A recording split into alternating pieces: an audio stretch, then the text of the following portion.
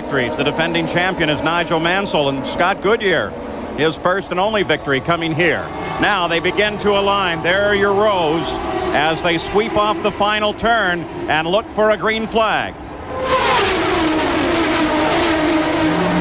We're underway. The Marlboro 500 is underway as Nigel Mansell holds his position at the front. Boiselle challenges to the high side. They're three abreast through the first and second turn. Look at Michael. He sweeps around Rahal Boiselle, ducks into second place. Down the backstretch, Michael chases Nigel. Rahal Boiselle closes in. First, second, and third run together. Mario Andretti slides into fourth place. Through the high banks of 3 and 4, Michael Andretti chases Nigel Mansell. And they scream across the line with Nigel Mansell leading the first lap and Mario Andretti making a move to the inside of Boiselle. So Mario moves to the inside, comes around Boiselle. Now he's forced back up high. He had third for a moment, but Boiselle takes it back. And there is a certain prestige to leading laps here at the Michigan 500. Mansell led, but Michael, who's a master of the outside pass, got a poor start off the line, but boy, he made a daring pass around the outside. There are 3 racing grooves here that you can use at Michigan. Mario Andretti here in fourth place has been sweeping up and down on the track. Is he looking for a groove that's going to work early as we watch Robbie Gordon? You're watching Robbie Gordon, somebody who got a tremendous start from that second row, tried to come down the inside of Mansell, but Gordon knows he needs to settle down because he is extremely consistent so far this year, and he wants to add another 500 miles. Emerson Fittipaldi back in 6th, 219 miles an hour for the first lap. There's 5th place, Robbie Gordon. He's chasing Mario Andretti, and there's our leader, Nigel Mansell. Defending champion here in the Marlboro 500. Remember last year, as Derek suggested, when the race was over, it was so brutal to Nigel that they literally had to lift him out of his race car at the end of the run. Michael Andretti on board. Matter of fact, when he won here, the same thing. He was totally exhausted. Could barely conduct any interview. And there's the bumpy section in turn 4 that the drivers have complained about. Quick look there as we go back to Teo Fabi in a battle with the Reynard of Adrian Fernandez. Teo Fabi on the move as he just moved into 11th place coming around Adrian Fernandez. Al Unser Jr. is sitting back there as well and looking for his move to come up to the front of the field. Now to the front of the field. This is the fight between Rahal Boiselle on the left and Mario Andretti on the right. They're fighting it out for third place as Mario seems to have found the line that he likes. Absolutely furious during official practice here. Mario could not get his pop-off valve to seat properly. Could not get the type of horsepower he thought he deserved from that Ford engine, and was furious and didn't think he had a fair run with the handling of his car in qualifying. But he is running well in the opening laps here. All day today, this will be a comparison of the power plants. As you watch Rahal Boiselle, Robbie Gordon moves to the high side. Right past Mario Andretti. Brave move by Robbie Gordon. He has practiced that here all weekend. He said, my favorite groove is high on the racetrack. My car feels good there. And look, he pulls out 7 car lengths just coming off one corner. We're now on board with Flash Gordon, Robbie Gordon. Robbie Gordon very definitely on a charge. He runs down the backstretch, setting up Rahal Boiselle just ahead. You can see he just had a little look in the left side mirror there to see where Mario was. Here's the new surface. Now it comes to the old surface and let it drift high all the way to the wall on the outside. Jan Beekes, Robbie Gordon is really on a charge. Well, keep in mind, Paul, that they made a commitment that they were going to work on this car here this weekend in race trim only. The only change that Robbie Gordon has made the whole time he's been here is to change the ride height by 8/1000ths of an inch. They did not go for qualifying. This car can run as fast in qualifying, in the race, I should say, as it did in qualifying. Well, he darted for the inside. They're looking to take advantage of the slower cars. The field already overcoming some of the slower cars in the field, but it was not to be. In fact, it put Robbie back a little bit in his continuing battle for third with Rahal Boiselle. Maintaining momentum is a big key here through the banks and down these long back straights. Gordon had a charge and a run on Boiselle. Now he hangs back. This is where he passed Mario. Obviously, his car is very good into turn 3. Already 8 laps into the record book. They're averaging 222.8 miles an hour. Nigel Mansell has a 4-second lead over second place Michael Andretti. There's third place Rahal Boisel. And Robbie Gordon continues to try and pursue there, while Mario is set up about 100 yards back from Robbie Gordon. Then Emerson Fittipaldi, then Paul Tracy. So the two Penskes have climbed their way up through the field. Stefan Johansson is 8th. 9th is Scott Goodyear, and Jacques Villeneuve is in 10th.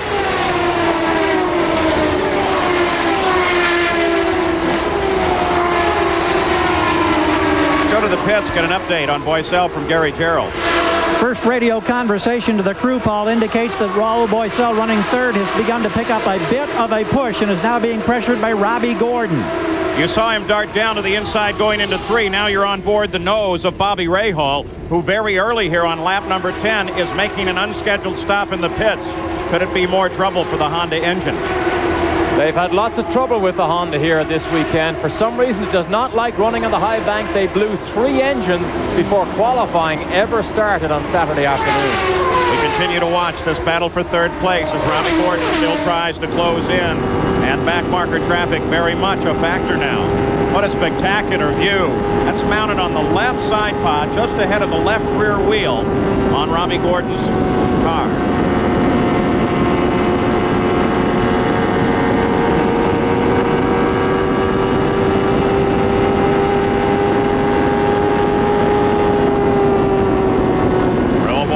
Just ahead. He comes around to Mashushta. And you need confidence in the people you race against to pass somebody within inches on that high outside groove as Jeff Wood brings the Euro Motorsport car into the pits first, had a black flag for spraying fluids on the racetrack, and now he comes back on again. Started in last place here, rolling back onto the track. Apparently they didn't find anything serious. There's Bobby Rahal climbing out, Gary Gerald. He is coming out of the car, Paul, and we just checked with Carl Hogan as the crew had peeled off the rear bodywork, and we're looking around the power plant, and it is a power problem. Carl said that the car just stopped on him. That was the only word they had from the radio. Rahal just shakes his head in frustration as he comes now over the pit wall. Boy, what terrible disappointment that must be. 2 weeks ago, the Honda performing so well for him, and Toronto gave him a podium finish. Carl Hogan there, co-owner with Bobby Rahal. Back to the front of the field now. Nigel Mansell is the leader. He's now pulled out 5.5 seconds over second place Michael Andretti and begins to handle up some traffic as he comes alongside Scott Sharp. So Nigel Mansell looking very much like last year, where he led 222 laps. Will he do it again? We'll be right back. Back at the Marlboro 500, there are the intervals in the top 6 drivers in the field, and you can see that Paul Tracy has gotten around Emerson Fittipaldi and into 6th place, but perhaps most important is the fact that Robbie Gordon has finally resolved that battle with Rahal Boisel and is solidly in 3rd place now as you ride with Robbie Gordon. There's Mario Andretti closing on Rahal Boisel. This is a battle for 4th. Boisel, the pass was really almost a non-pass. It was almost like Boisel slowed down a little bit when Robbie Gordon went by. Let's watch this one. Well, Mario has been taking this high line all through the race so far. Look at the sandwich job here, but Mario almost makes it past Boisel. Not quite. Let me assure you, that takes courage. They're averaging 221.4 miles an hour still. You can clearly see Mario and Boisel are in 2 different racing grooves. Mario is high, which is the longer way around, but you can keep your foot down sometimes when the car begins to skate, and it does skate sometimes over these bumps. Derek, as they encounter these slower cars, is turbulence a key factor for both of them? Turbulence is only a key if the traffic gets in your way. Most cars we've seen so far pick a center groove and stay there. That's what the leading cars want them to do. You never change your line to allow a quicker car to pass on a super speedway because you take the faster driver by surprise. Well, so far now with 19 laps complete, the battles have all involved the number 5 car of Rahal Boisel, now being chased by Mario Andretti. You can see the comparison of their speed on the last laps. Rahal has had a 3rd, a 4th, and a 5th place here. First today, perhaps. Nothing for Bobby Rahal, Gary Gerald. Bobby, was there any warning whatsoever? No, the engine just quit on me going down the back straight. I don't know what. I mean, everything was running normally at the time, and it must be like a fuel pump or something, I guess. They tried to start it in here, but it wouldn't start, so I don't know what went wrong with it. Big week coming up, because I know now you're supposed to test Tuesday and Wednesday at Mid-Ohio with a new Honda power plant, a new version. Well, we had a little disappointment this weekend. Aside from this, that engine now is very late, so we're going to have to make do with what we've got. But, yeah, it's really too bad, because Miller and Motorola, all of our spots have been very patient. We think we can have a good car at Mid-Ohio, so I think we can be more competitive.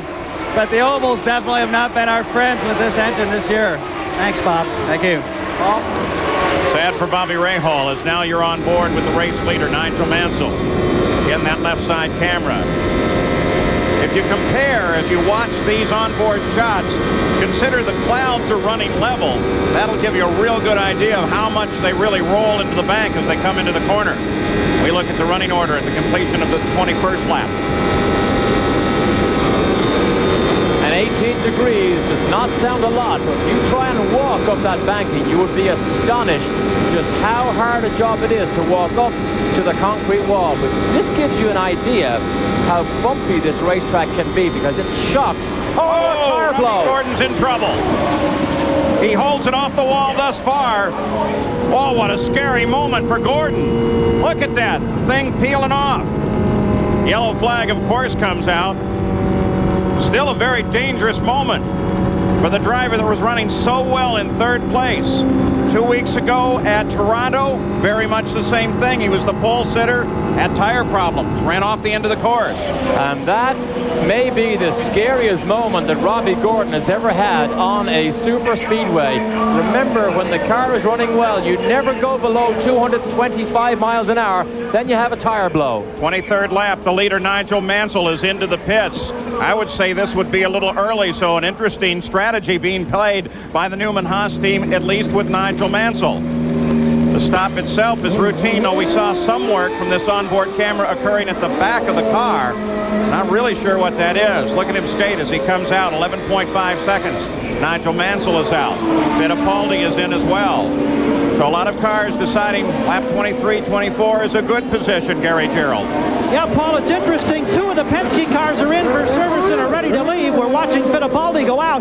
Tracy missed his pit. That's one of the dangers of this super speedway. You run 220 out there. You've got a 110 limit in here. He was too fast and he missed his pit. Had to go around again. Well, Unser Jr., Emerson Fittipaldi, you saw Scott Sharp, Michael Andretti still out on the circuit. And we saw an adjustment in the front wings of Emerson's car. They turned the screws down, which takes away front downforce. So Emerson was obviously not happy with the handling during that front run. But you must try and take advantage of yellow flag conditions in these 500-mile races, because it can be a huge advantage. So we are under yellow for the first time here today. The question will be, when the tire went, did it do any other damage to Robbie Gordon's car? He did drive it back to the pits. Back at the Marlboro 500, still under yellow, but here's a surprise. Nigel Mansell into the pits for a second time. They go to work on the front of the car. Down under, well beyond the suspension members with regard to the shock absorbers and everything. What is all the way down there? Robbie Gordon's car also in the pits. Apparently there is some damage there that they're going to have to work with. Jan Beekes? Well, I can update on both of those, Paul. First of all, Nigel Mansell just radioed in and said, if we can't fix it, I can't drive it. They're trying to work in the shock absorber area. With Robbie Gordon, he's been in the pits once. They replaced the tire that blew. Right now, they're beating with a hammer the front steering rod.